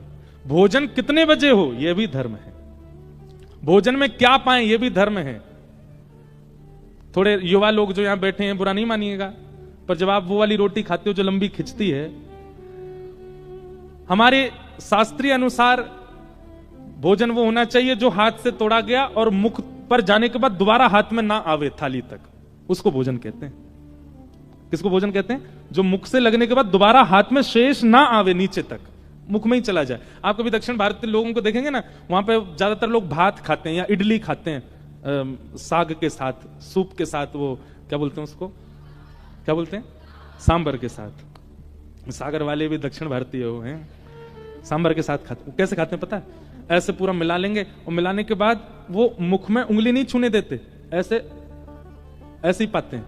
और आपको एक बात बताऊं, अगर आप ऐसे प्रसाद पाते हो, प्रसाद बनाया, रोटी चावल जो भी है, और मुख के पास ले जाके केवल उसको ऐसे छोड़ दिया मुख में, आप उस हाथ से अगर किसी और को परोस दोगे तो वो झूठा नहीं माना जाएगा, क्योंकि आपका हाथ झूठा है ही नहीं। अब ये भोजन, ये धर्म है। अब इतनी गहराई में कौन उतरे, पर उतरोगे तभी धर्म है। भोजन कैसे पाना चाहिए, क्या पाना चाहिए, कब पाना चाहिए, सब धर्म कहलाता है। कभी कभी हमारा भी बिगड़ता है, पर हम व्यास मंच से इसलिए कह रहे हैं क्योंकि कई बार व्यास मंच से कही हुई बात वो हमारे मन में घूमती रहती है कि तुमने व्यास मंच से कही, पहले तुम भी सुधारो। हमको भी सुधारना है। भोजन, फिर आया भवन। घर कैसा हो? घर ऐसा हो जहां केवल मानव ना आते हो, जहां पर कभी कभी शुभ पक्षियों का आगमन भी होता हो। घर ऐसा हो जहां कभी कभी साधकों का भी आना होता हो। घर ऐसा हो जहां पर वैष्णव आने में संकोच ना करें।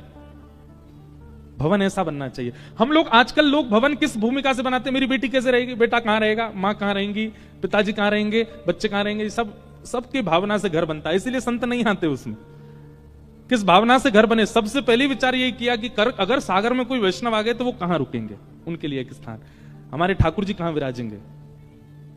भवन। कुटुंब प्रबोधन, ये पहला धर्म का स्वरूप है। फिर भ्रमण। भ्रमण भी कहां करना चाहिए, कहां जाना चाहिए, यह भी धर्म कहलाता है। हम कुछ दिन पहले कथा करने गए थे। पूछो कहां? मैं जैसी नाम बताऊंगा आप हंसोगे। गोवा। कहां गए थे? गोवा। अब देखो आप क्यों हंसे? क्योंकि आप सब जानते हैं कि वह स्थान किस चीज के लिए प्रसिद्ध है। कई बार आपको पूरी व्याख्या नहीं करनी है, केवल स्थान का नाम ले देना। उस स्थान के नाम से ही लोग समझ जाएंगे, ओहो तो वहां पर ये भी किया होगा, वहां पर ऐसा भी हुआ होगा, वहां पर ये भी हुआ होगा। कई स्थान नाम से ही बदनाम है। पर हमने वहां जाके भी कथा ही करी, और कथा का समय भी पता है क्या था? सुबह 5:30 बजे ब्रह्म मुहूर्त में कथा करते थे समुद्र के तट पर बैठ के। पर कुछ स्थान ऐसे हैं, वहां का नाम लेते ही सामने वाले के नेत्र बंद हो जाते हैं, मुख प्रसन्न हो जाता है, चित्त शीतल हो जाता है। कहां गए थे? हम बरसाना गए थे। आहा, सुनने वाले के नेत्र तुरंत बंद। आहा, बरसाने से आए हैं। कहां गए थे? अयोध्या जी गए थे। कहां गए थे? बद्रीनाथ धाम। अरे भैया हमको भी ले चलते। कहां गए थे? श्री जगन्नाथपुरी गए थे। कहां गए थे? श्रीरंगम गए थे। कहां गए थे? नाथद्वार गए थे, द्वारिकापुरी गए थे। अब आप कहोगे सब तीर्थों के नाम पर, नहीं, कई ऐसे स्थान हैं जो तीर्थ नहीं है पर वहां के नाम भी अति पवित्र हैं। तो भ्रमण भी कहां होना चाहिए, यह भी धर्म है। अच्छा, स्थान कैसा भी हो, आप किस उद्देश्य से गए हो, वह उद्देश्य भी आपका भ्रमण धर्म बना देता है। उद्देश्य तो उचित था ना, उद्देश्य। फिर कुटुंब प्रबोधन में आपने अगला लिखा भाषा। भाषा यह भी धर्म है। अपनी भाषा का, मातृभाषा का और अपनी ग्रामीण भाषा का, जन्मदात्री भाषा का ज्यादा से ज्यादा उपयोग, और उसका उपयोग ऐसा कि सामने वाले के चित्त में भी उसके प्रति सम्मान हो।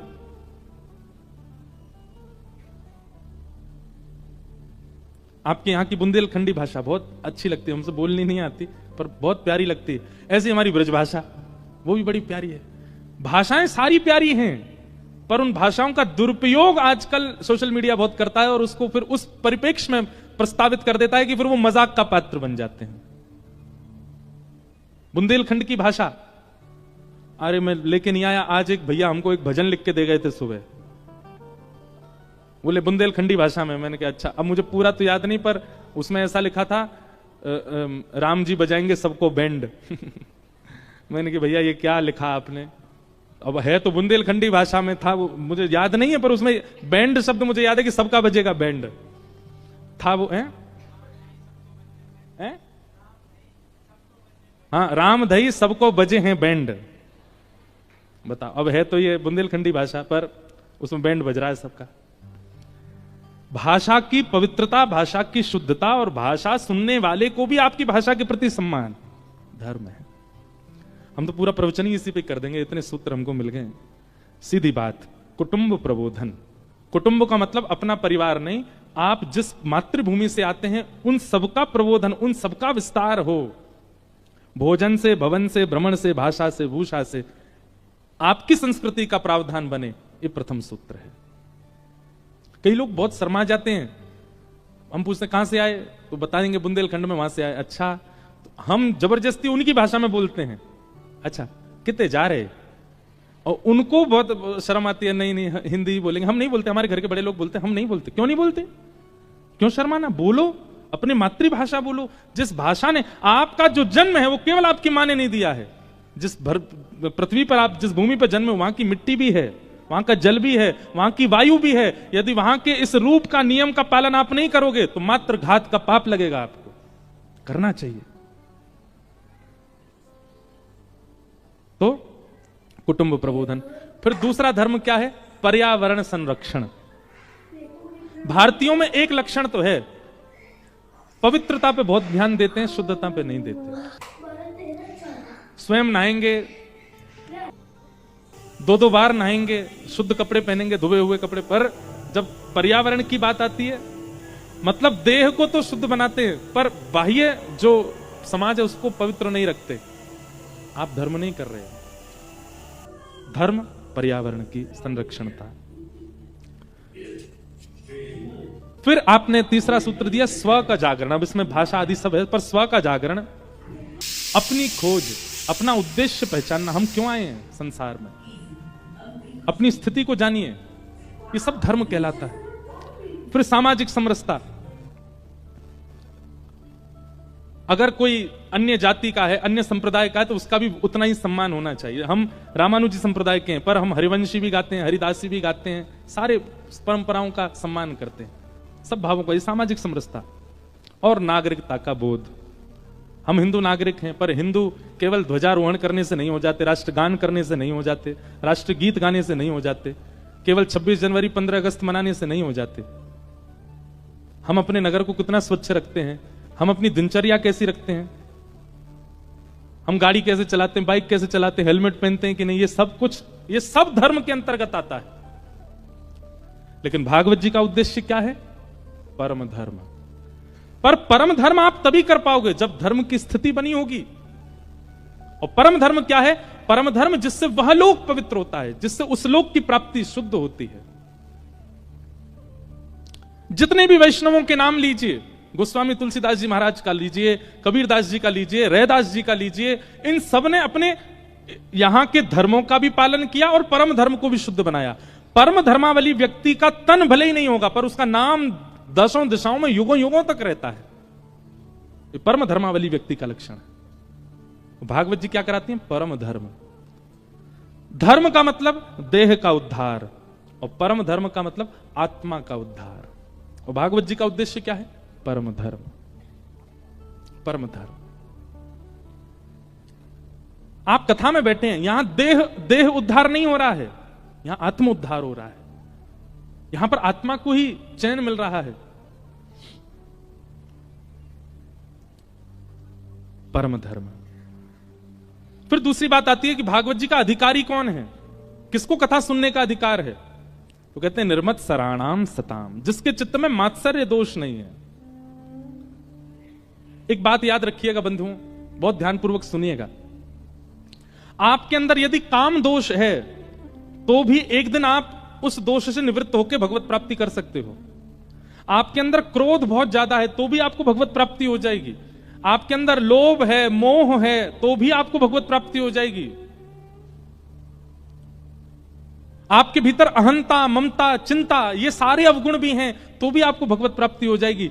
पर हम व्यास मंच से कह रहे हैं और सिग्नेचर करके आपको प्रमाणित बोल देंगे कि अगर ये दोष आपके अंदर है तो आपको कभी भगवत प्राप्ति नहीं हो सकती। और वो दोष क्या है? ईर्ष्या। ईर्ष्या का दोष यदि आपके चित्त में है, आप कभी भगवत प्राप्ति नहीं कर सकते, आप कभी ठाकुर जी को प्राप्त नहीं कर पाओगे। और क्षमा कीजिएगा, कलयुग में काम भी है, क्रोध भी है, अहंता, ममता, चिंता सब कुछ है, मोह भी है, पर इन सबसे कई गुना ज्यादा ईर्ष्या है मानव के चित्त में। ईर्ष्यालु व्यक्ति भगवत प्राप्ति नहीं कर सकता। इसलिए हम तो कहते हैं कुंभ में जाके स्नान करो, गंगा जी में स्नान करो, बालाजी को प्रणाम करो, संतों को प्रणाम करो। और जब प्रणाम करते हैं ना, उस समय सारे अवगुणों को चित्त में धारण करके प्रणाम करो। पता चला सागर में कोई महापुरुष आए हैं, उनको प्रणाम करने जब जा रहे हैं, उस समय अपने सारे अवगुण चिंतन करके जाओ। मुझमें ईर्ष्या भी है, उससे मुझे बहुत इच्छा होती है, मुझमें क्रोध भी है, मन ही मन सोचते रहिए और सारे अवगुणों को चित्त में धारण करके तब प्रणाम कीजिए। आप जब प्रणाम करके लौटेंगे, आपका एक अवगुण तो शांत हो चुका होगा वहां पर, ये निश्चित है। आप गंगा जी स्नान करने जाइए, अपने अवगुणों को धारण करके जाइए। हे गंगा मैया, आजकल हम बहुत ज्यादा व्यसन करने लगे हैं, हे गंगा मैया हमारे अंदर लोभ बहुत ज्यादा हो गया है, इसी भाव से प्रणाम करो। गंगा मैया में एक डुबकी लगाती है, आपका लोभ कम हो जाएगा। हम लोग अपने अवगुणों को प्रधान मान के जाते ही नहीं है, इसलिए हमारे अवगुण सदा सुरक्षित रहते हैं चित्त में। व्यक्ति लोभी था 25 वर्ष की उम्र में और 80 वर्ष की उम्र तक लोभी ही रहा। 25 वर्ष की उम्र में कामी था, 90 वर्ष तक काम गया ही नहीं उसके चित्त से। ऐसा व्यक्ति उसका जीवन व्यर्थ हो गया, क्योंकि उसने दोष निवृत्त किए नहीं अपने। गंगा मिलने के बाद भी, कथा मिलने के बाद भी, महत्पुरुषों का आशीर्वाद मिलने के बाद भी वह पवित्र नहीं कर पाया स्वयं को।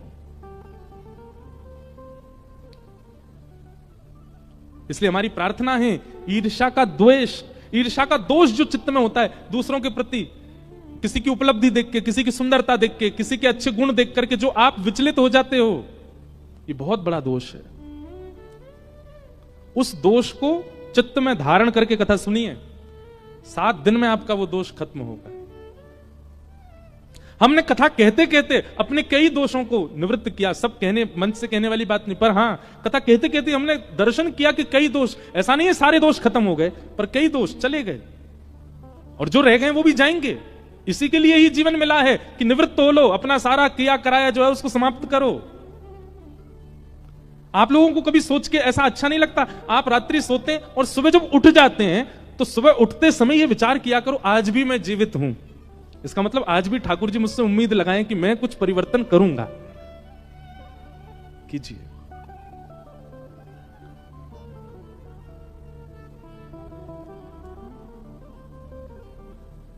दोष निवृत्त, और उसमें भी ईर्ष्या तो बिल्कुल नहीं हो। काम रखे रहो, क्रोध रखे रहो, लोभ रखे रहो, ये सब धीरे धीरे चले जाएंगे। पर ईर्ष्या यदि आपके चित्त में है, आप दुनिया की सारी उपलब्धियां प्राप्त कर लोगे, पर वृंदावन चंद श्री कृष्ण कभी प्राप्त नहीं होंगे। ईर्ष्या नहीं।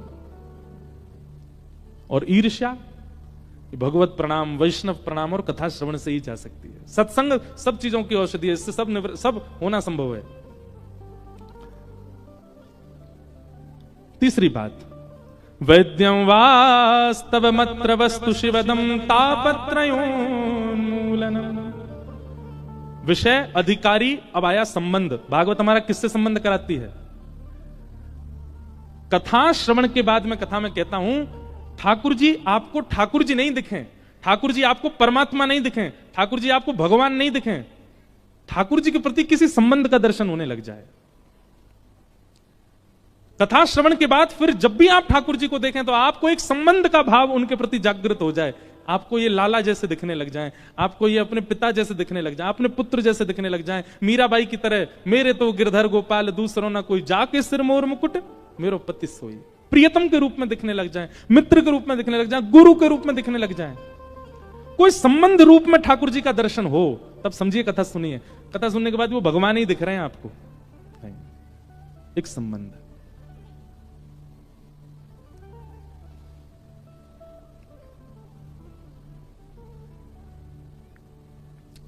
संबंध ठाकुर जी से हो। कितने हमारे वैष्णवों के चरित्र ऐसे आते हैं जिन्होंने ठाकुर जी से संबंध बनाया और ठाकुर जी ने उस संबंध को निभाया। ठाकुर जी ने निभाया। अयोध्या के एक महापुरुष हुए, वो वशिष्ठ कुल गोत्रीय थे और वशिष्ठ जी राम जी के गुरु जी। तो जब वो वशिष्ठ कुल में हुए तो एक दिन सोचने लगे, मेरा गोत्र वशिष्ठ है, इस नाते से तो मैं राम जी का गुरु हुआ, क्योंकि मैं वशिष्ठ जी का वंशज हूं। तो भाई गुरु के वंश में जो भी होता है सब गुरु ही होते हैं। गुरु पुत्र भी गुरु होता है, गुरु नाती भी गुरु होता है, गुरु परनाती भी गुरु होता है, सब गुरु ही होते हैं। और दिन तो भगवान मान के दर्शन करने जाते थे राम जी का, लेकिन आज सोच के गए नहीं हम तो वशिष्ठ को, हमारे तो चेला हैं ये। और दिन तो ऐसे जाते थे राम जी को दर्शन करने, आज गए ऐसे। जुग जुग जियो रामलला, सदा प्रसन्न रहो, हमारा बहुत बहुत आशीर्वाद, तुमको कभी किसी की आंच नहीं आवे। और वहां दर्शनार्थी सब देखे बोले बाबा पागल हो गया, देख क्या कर रहा है, राम जी को आशीर्वाद दे रहा है। और सिया जी से कहो हम गुरु जी हैं, थोड़ा घूंघट कर लिया करें, हमको देख के गुरु जी के सामने थोड़ा संकोच कर लिया करें। और लखनलाल से कहो ये बहुत चौड़े रहते हैं, कभी कभी प्रणाम किया करें हमको। और रामलला तुम प्रसन्न रहो, भोजन किया कि नहीं किया। सब हंस रहे थे वहां पे, बोले देखो ये क्या बात बना रहे हैं यहाँ खड़े खड़े। महाराज उस दिन तो वो चले गए। अगले दिन जब वो दर्शन करने के लिए आए तो पुजारी जी उस समय वहां थे नहीं, कहीं गए हुए थे, कुछ लोग ही दर्शन कर रहे थे। कनक बिहारी जी है ना अयोध्या, वहां की घटना है। जैसे ही उनका आगमन हुआ, कल वो कह के गए थे सिया जी से कहो न घूंघट कर लिया करें, अपने आप ही सीता जी की तरफ का जो द्वार था वो अपने आप ही लग गया, सीता जी घूंघट में आ गई कि गुरु जी आए हैं सामने। उनके नेत्र सजल हो गए। पुजारी जी को देखो बेचारी बहू घूंघट कर रही है हमसे, देखो कैसे आगे पटला कर लिया है। तब भी नहीं माने कोई उनकी बात, बोले अरे हवा चल गई होगी जोर से, अपने आप पटला लग गया है। राम जी की सवारी निकली पालकी पर, पालकी में सवारी जा रही थी, सब लोग जय जयकार करते हुए जा रहे थे। जैसे ही उन व्यक्ति के घर के सामने पालकी पहुंची तो राम जी का जो मुकुट था वो अपने आप नीचे आ गया। तुरंत पालकी रोक दी गई। पुजारी जी बोले अरे मुकुट बढ़ गया, ठाकुर जी का पहनाओ। मुकुट धारण कराने लगे। पालकी जैसे ही उठाई फिर मुकुट गिर गया, फिर दोबारा रोक के फिर मुकुट धारण कराया। वो महात्मा छत पे खड़े खड़े देख रहे थे। अरे पुजारी जी नहीं पहनेंगे, गुरु जी के सामने मुकुट थोड़ी पहनेंगे, ये मुकुट गिर के रखेंगे, बिना मुकुट के ले जाओ। आप कहेंगे महाराज जी कही कही सुनी बात है। आज भी राम जी की जब पालकी निकलती है ना, उन महापुरुष का घर जब भी आता है, ये तो बहुत पुरानी घटना है पर उनका निवास आज भी हमने सुना अयोध्या के लोगों से, आज भी वहां से राम जी की जब पालकी निकलती है तो राम जी अपने आप ही मुकुट उतार देते हैं। ये हमारे गुरु जी का घर है। आज तक राम जी संबंध निभा रहे हैं गुरु शिष्य का। इसी कलिकाल में कुछ वर्षों पुरानी घटना, लेकिन संबंध आपके चाहने से नहीं होना चाहिए। आपके मन में वो छवि ठाकुर जी की उसी संबंध की दिखने लग जाए। आपको ठाकुर जी वैसे ही दिख रहे हैं। कोई जगत प्रशंसा के लिए या जगत में बहुत नाम के लिए वो संबंध हुआ तो नरक जाना पड़ेगा। कहीं आपने इसलिए किया कि मैं सबको दिखा सकूं, देखो मैं ठाकुर जी को ये मानता हूं, तो नरकगामी हो जाओगे आप। आपके स्वप्न में, आपके आभास में, आपके हृदय में, आपके स्वभाव में, चिंतन में फिर वैसे ही दिखते हैं आपको। आप जब जब ठाकुर जी को दिखते हो, आपको ठाकुर जी के रूप में अब जो भी संबंध आपका वही दिखते हैं, तो ही आपका संबंध सार्थक है। पर संबंध होना चाहिए। वैद्यम वास्तवमत्र वस्तु शिवदम, भागवत जी संबंध कराती है ठाकुर जी से। और जब तक संबंध के रूप में ठाकुर जी ना दिखें, केवल परमात्मा दिख रहे हैं, कथा सुनते रहिए सुनते रहिए। एक दिन तो आएगा ठाकुर जी अपने आप ही स्वप्न में या स्वभाव में या मन में अपना संबंध बता देंगे कि मैं आपको इस रूप में मिलूंगा, और फिर वही रूप ठाकुर जी का स्वीकार करो। मित्र के रूप में हूं, गुरु के रूप में हूं, प्रियतम के रूप में हूं, जिस रूप में भी चाहें।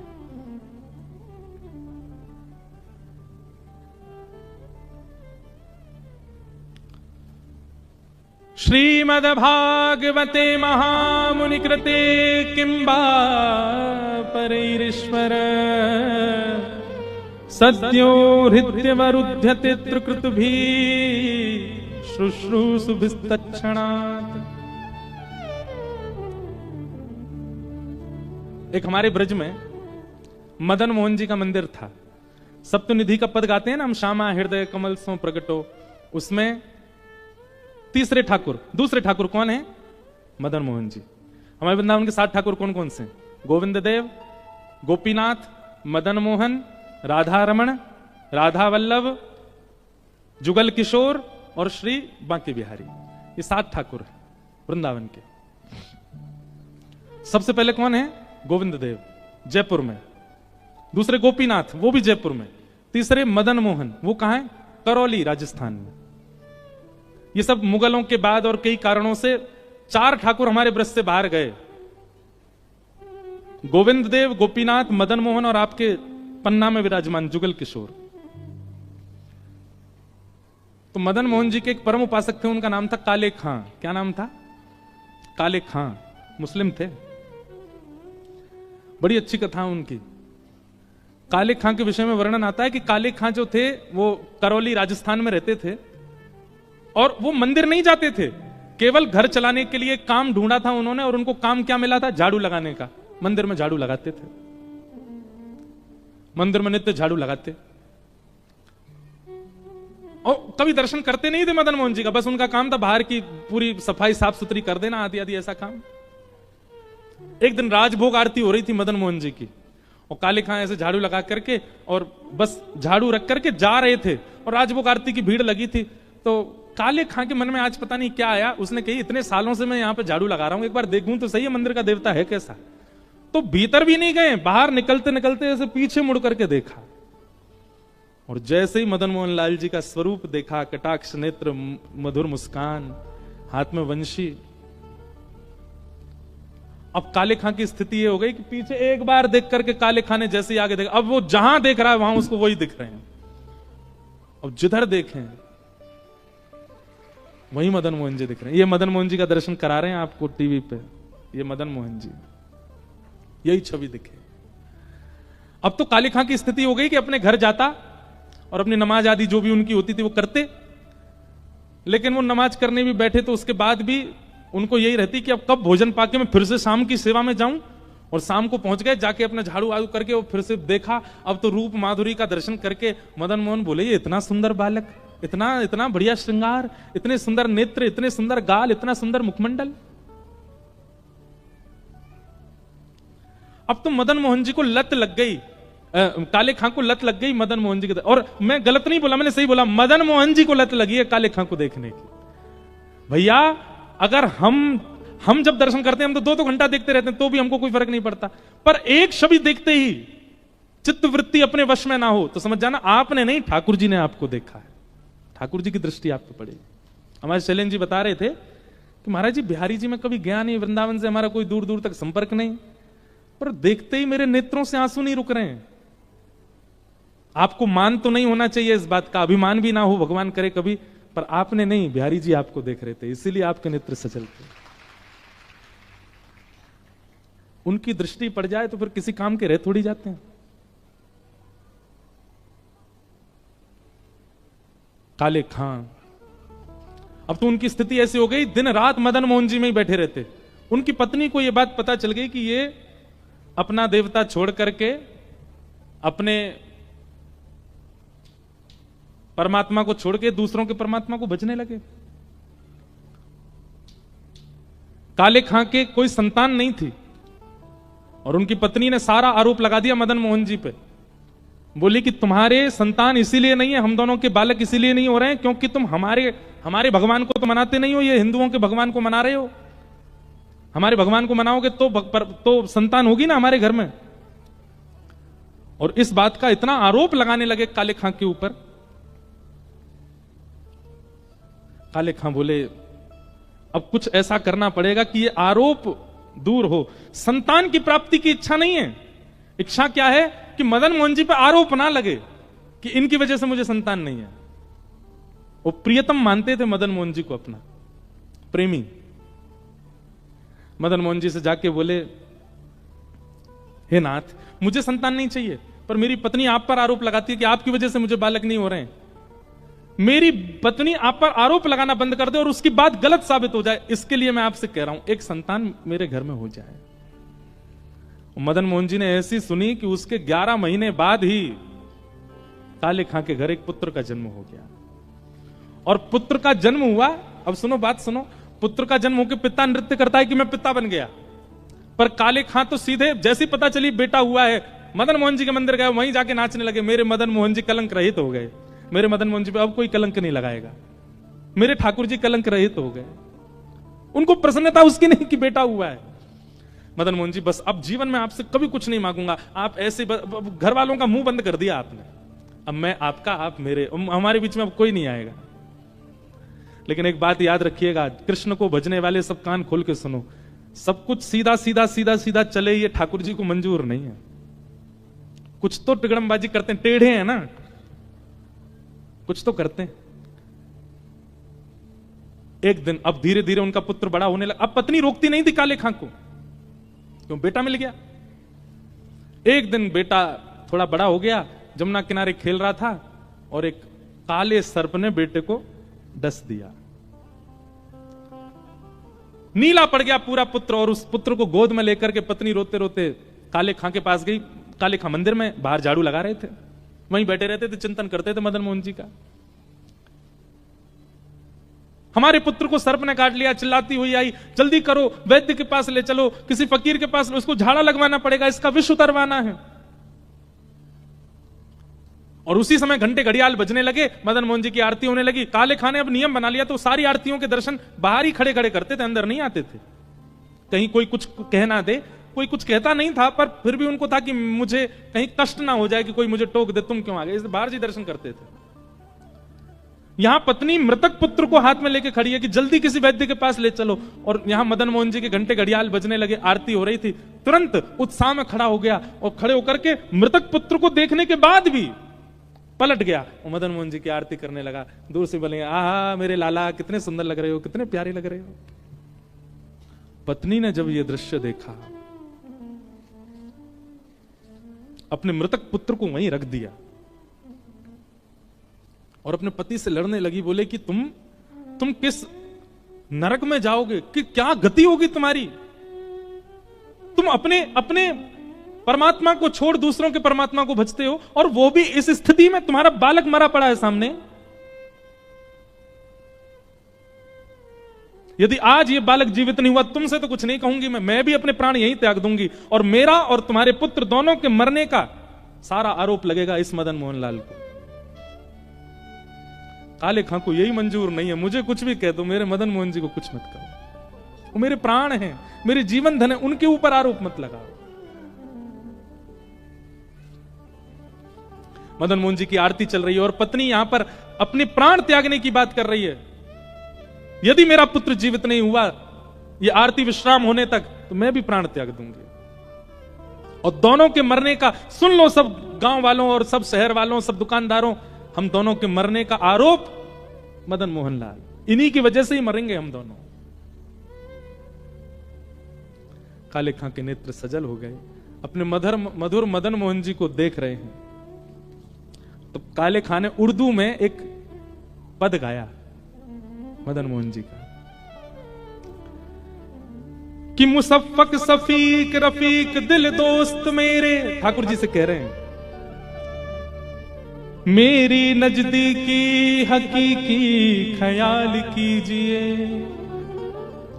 मेहरबान कदरदान आला तू जहान बीच, मुझसे गरीबों का गुनाह माफ कीजिए, काले बेकरार खड़ा तेरे दरबार बीच, नंद के कुमार जरा गौर अब कीजिए, हिंदुओं के नाथ तो हमारा कोई दावा नहीं। अंतिम पंक्ति इतनी सुंदर है, अगर आप हिंदुओं के भगवान हो केवल, तो मेरी पत्नी भी मर जाए, बेटा भी मर जाए, मैं भी मर जाऊं, लेकिन मैंने विश्व को आपको जगन्नाथ कहते हुए सुना है, हो जगत के नाथ तो हमारी खैर लीजिए। जैसे ये बात कही, हिंदुओं के नाथ तो हमारा कोई दावा नहीं, पर जगत के हो नाथ तो हमारी सुध लीजिए। अगर आप जगन्नाथ हैं तो जगत में तो मैं भी आता हूं, मैं हिंदू नहीं हूं पर जगत में तो हूं, और आप तो जगन्नाथ हो। काले खां ने, हजारों की तादाद में भीड़ खड़ी हो गई थी, नीला पड़ा है पुत्र और पत्नी प्राण त्यागने को तैयार खड़ी है, काले खां गा रहा है, हो जगत के नाथ तो हमारी सुध लीजिए। और ऐसा कहते ही काले खां का पुत्र जीवित होकर खड़ा हो गया, और जैसे ही खड़े हुए अपने पिता की उंगली पकड़ ली, अपनी भाषा में जो पिता को बोलते हैं वही बोलते हुए, पिताजी एक बालक मेरे साथ खेल रहा था, वो बालक कहां गया, वो बहुत अच्छा था, वो बहुत सुंदर था, वो मेरे साथ खेल रहा था, पिताजी वो कहां गया, उसके बड़े बड़े नेत्र थे, बहुत सुंदर था, उसकी मुस्कान बहुत अच्छी थी, मुझे उसके साथ खेलना नहीं है पिताजी, बस उसके सामने बैठ कर उसको देखना है, वो कहां है पिताजी। काले खां ने अपने पुत्र को गोद में लिया और इशारा करते हुए मदन मोहन जी की ओर दिखाया, देख सामने देख, वो तो नहीं। और जैसे ही बालक ने देखा, हाँ पिताजी यही तो था जो मेरे साथ खेल रहा था, इतनी देर से मैं और ये यमुना तट पे ही खेल रहे थे। उसी दिन काले खां की पत्नी, उनकी बेगम और उनके पुत्र तीनों और पूरा वंश मदन मोहन जी के दरबार के सेवक बन गए। आज भी मदन मोहन जी में आरती होती है, आरती के बाद ये गाया जाता है। मदन मोहन जी के बाद एक शब्द और गाते हैं वहां पे, करौली राजस्थान में, कारे के बेटा को जब कारे ने खायो, कारे के बेटा को जब कारे ने खायो, तो कारे की कविता सुन बेटा जिवायो है। कारे के बेटा को कारे ने खायो, तो कारे की कविता सुन कारे ने जिवायो है। ये भी तो काले हैं, ऐसे हमारे ठाकुर जी।